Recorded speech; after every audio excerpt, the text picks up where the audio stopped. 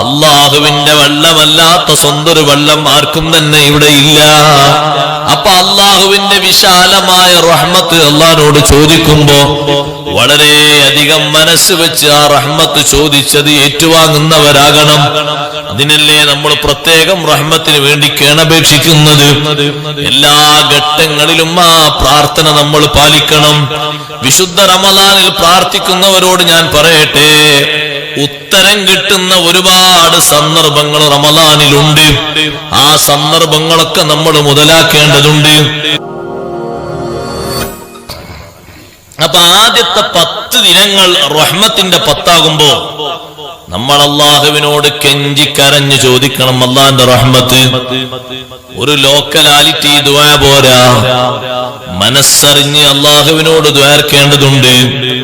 പ്രാർത്ഥനയുടെ മാസമാണല്ലോ വരുന്നിരിക്കുന്ന മാസം. ഖൽബറിഞ്ഞ് ദുആ ചെയ്യണം സഹോദരന്മാരെ. ദ്വാർക്കുന്ന ഒരാളെയും ഇഖ്ലാസോടെ ദ്വാർന്ന ഒരാളെയും ദുആ അല്ലാഹു തട്ടിയിട്ടില്ല. ഏത് പ്രതിസന്ധിയിൽ അകപ്പെട്ട് എത്ര വിശ്വാസം പഴച്ച ആളാണെങ്കിലും സൃഷ്ടിച്ചവൻ അല്ലാഹുവാണല്ലോ.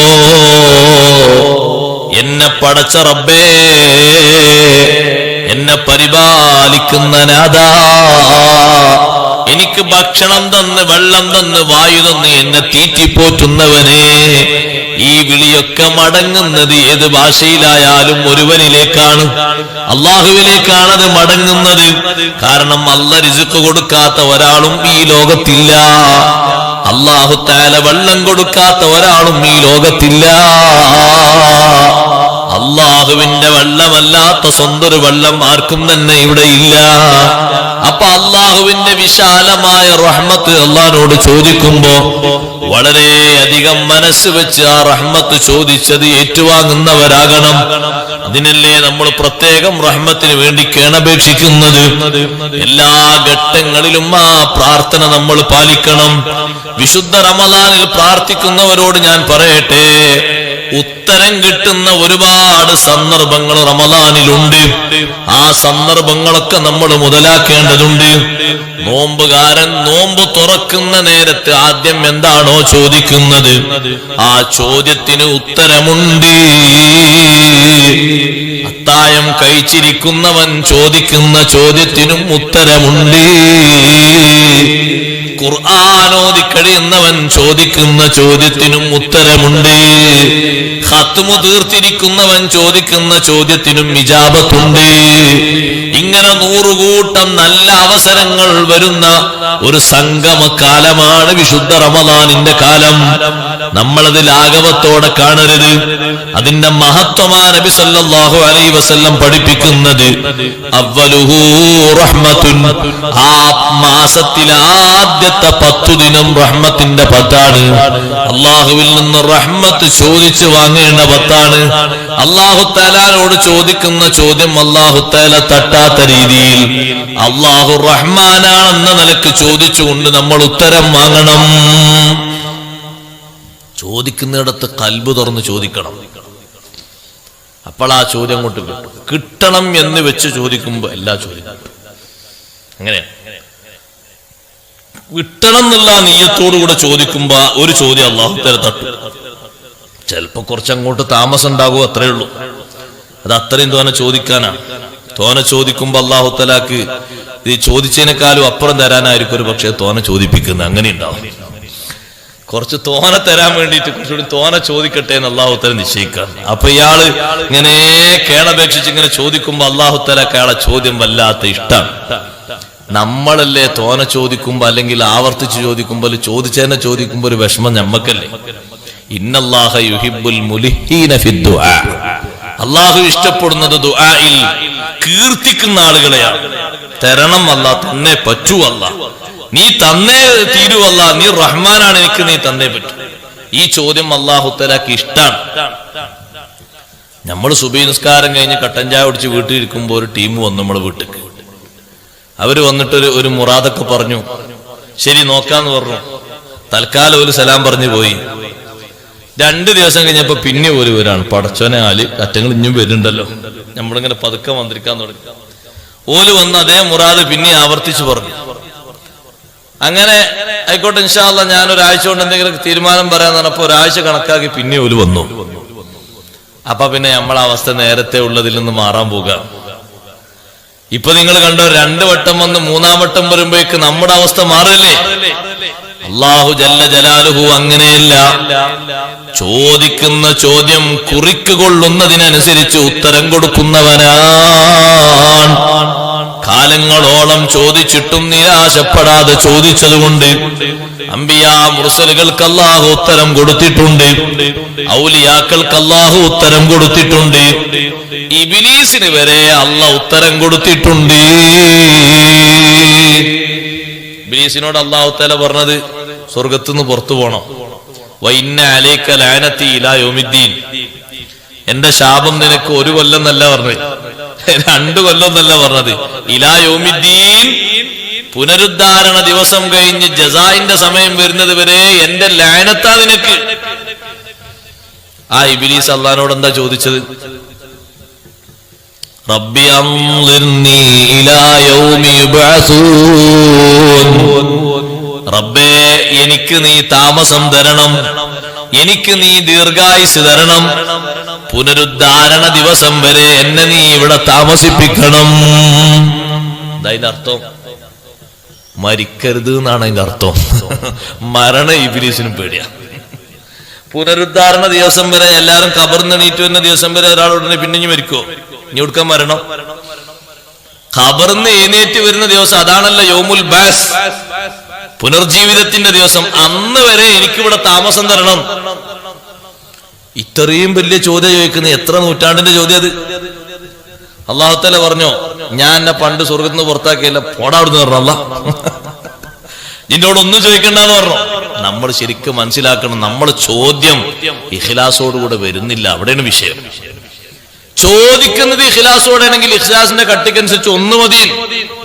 പക്ഷെ അതിനത് വേണം, ആ ആത്മാർത്ഥതയുടെ മുഖം വേണം. ഒരു പ്രശ്നമില്ല. കണ്ടില്ല നിങ്ങൾ അറാബികളൊക്കെ അല്ലാഹു തആലയോട് ചോദിക്കണ എത്ര ധൈര്യപ്പെട്ടുള്ള ചോദ്യമാണ്. സ്വഹാബത്ത് പറഞ്ഞു, ഒരു ദിവസം ഒരു അറാബി നിസ്കരിക്കാൻ വേണ്ടി പള്ളി കയറി. അറാബികളൊന്നും അത്ര വലിയൊരു പരിഷ്കാരമൊന്നും ഉണ്ടാവില്ലല്ലോ. നമ്മളിപ്പോ പോയാൽ കാണാൻ ഒരു ബതുക്കൾ എന്നൊക്കെ പറഞ്ഞ അവർ സാധുക്കളാണ്. ഒരു നല്ല അധ്വാനിച്ച് മലമലൊക്കെ കയറി ആടിനെ ഒട്ടകത്തൊക്കെ മേച്ച് കാരക്കൊക്കെ പറിച്ച് അങ്ങനെ ജീവിക്കുന്ന ആൾക്കാർ. നിസ്കാരമൊക്കെ ഉണ്ട്, നോമ്പൊക്കെ ഉണ്ട്, അതിനൊന്നും കുഴപ്പമൊന്നുമില്ല. അവരങ്ങനെ നഗരവാസികളെ പോലെ അല്ല, ഒരു മാറ്റമുണ്ട്.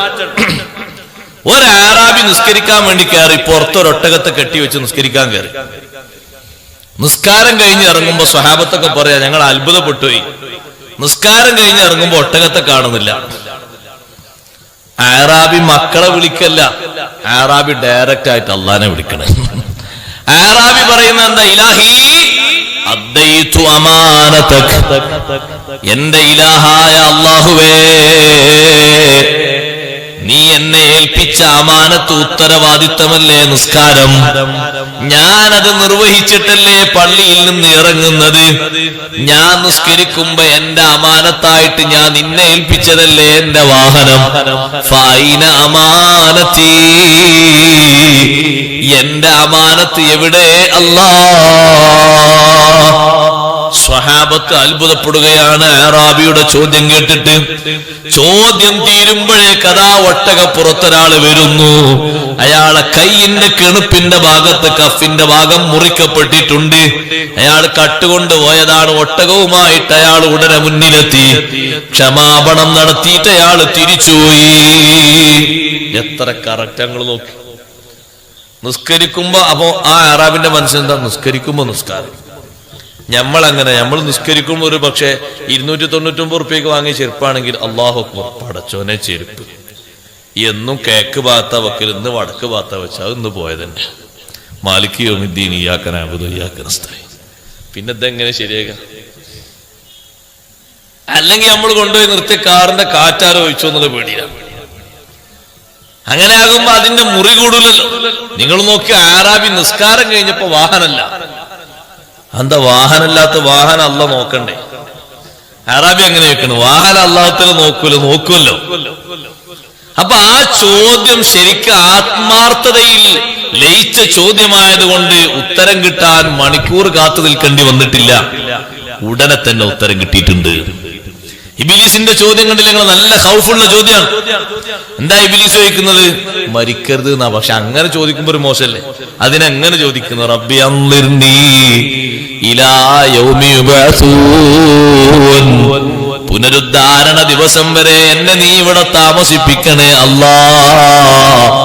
റബ്ബി എന്നല്ലേ ഇബ്ലീസ് വിളിക്കുന്നത്? എന്താ റബ്ബി എന്നുള്ള വാക്കിന്റെ അർത്ഥം? അല്ലാഹ് എന്ന വാക്കിനേക്കാളും കൂടുതൽ അർത്ഥം റബ്ബി എന്നതിലുണ്ട്. എന്റെ രക്ഷിതാവ് നീയാണ് എന്നൊരു സമ്മതം അതിലുണ്ട്. എന്നെ തീറ്റിപ്പോറ്റി സംരക്ഷിക്കുന്നവൻ നീയാണ്. എനിക്ക് വേണ്ട എല്ലാം തരുന്നവൻ നീയാണ്. ഇത് സമ്മതിച്ചുകൊണ്ടുള്ള ചോദ്യമാണ് റബ്ബി. ആ സമ്മതൊക്കെ സമ്മതിച്ചുകൊണ്ടാണ് റബ്ബേ പുനരുദ്ധാരണ ദിവസം വരെ എന്നെ നീ താമസിപ്പിക്കണേ എന്ന് ചോദിച്ചപ്പോ അള്ള കൊടുക്കുന്ന മറുപടി ഖാല ഇന്നക മിനൽ മുൻദരീൻ ഇലാ യൗമിൽ വഖ്തിൽ മഅലൂം. ഇത്രയും വലിയ ചോദ്യം ചോദിച്ചതുകൊണ്ട് ഇത്ര വലുതൊന്നും ചോദിക്കാൻ പാടില്ല. അതുകൊണ്ട് നിന്റെ ചോദ്യം ശരിയല്ല എന്നല്ല പറഞ്ഞില്ല. അല്ല ഉത്തരം കൊടുത്തു. ഇന്നക മിനൽ മുൻദരീൻ, ഇബ്ലീസേ നിനക്ക് താമസം തരാം, നിനക്ക് ദീർഘായുസ് തരാം. എത്ര കാലം വരെ തരാം?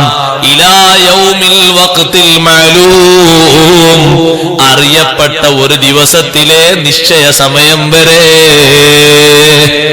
അതെപ്പോഴാ? ഒന്നാമത്തെ ഊത്ത് വരെ സമയം.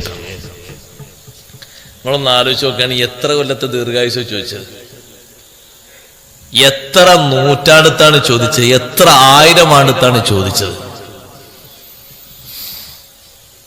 അപ്പൊ അല്ലാഹു തആലയോട് ചോദിക്കുന്ന ആൾക്കാർ വലുത് ചോദിക്കാൻ പേടിക്കണ്ട, അല്ലാഹു തആല തരും.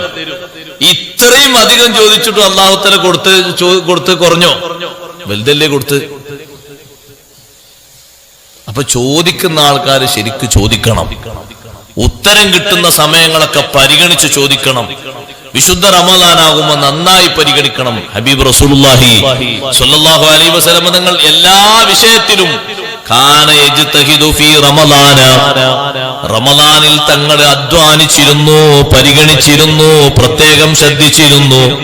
മറ്റു മാസങ്ങളിൽ പരിഗണിക്കാത്ത അത്രയും, അത് പ്രാർത്ഥനയാകട്ടെ, ദാനധർമ്മമാകട്ടെ, നിസ്കാരമാകട്ടെ, കുടുംബബന്ധം പുലർത്തലാകട്ടെ, നോമ്പു തുറപ്പിക്കലാകട്ടെ, കുടുംബത്തിൽ ചെന്നിട്ട് രോഗികളെ കാണലാകട്ടെ, മറ്റു മാസങ്ങളിൽ നിന്ന് വിഭിന്നമായി കാന യജ്തഹിദു ഫീ റമളാൻ, റമളാനിൽ തങ്ങൾ കഠിനാധ്വാനം ചെയ്തിരുന്നു. അത് പുണ്യങ്ങളുടെ പൂക്കാലമായതുകൊണ്ട് ആ റമളാൻ മാസത്തിൽ കിട്ടുന്ന സവിശേഷമായ ബഹുമാനങ്ങളൊക്കെ കിട്ടണം. ഒന്നും കുറഞ്ഞു പോകരുത് എന്ന് കരുതിയിട്ടുള്ള അധ്വാനമാണത്. അതുകൊണ്ട് തന്നെ വിശുദ്ധ റമളാനിൽ 3 വിഷയങ്ങൾ പുരുഷന്മാരും 2 വിഷയങ്ങൾ സ്ത്രീകളും അധികരിപ്പിക്കണം. ഞാൻ അതിലേക്ക് വരുന്നുണ്ട്. പക്ഷേ കൂട്ടത്തിൽ ഒരു കാര്യം പറയട്ടെ. നേരത്തെ ഓതിവെച്ച ഹദീസ് അവ്വലുഹു റഹ്മത്തുൻ, ആ മാസത്തിന്റെ ആദ്യത്തെ 10 ദിനം റഹ്മത്താണ്. നമ്മൾ അല്ലാഹുവിനോട് റഹ്മത്ത് ചോദിക്കണം. പടച്ചോനെ, നിന്റെ റഹ്മത്ത് കൊണ്ടല്ലാതെ എനിക്ക് രക്ഷപ്പെടാൻ കഴിയില്ല.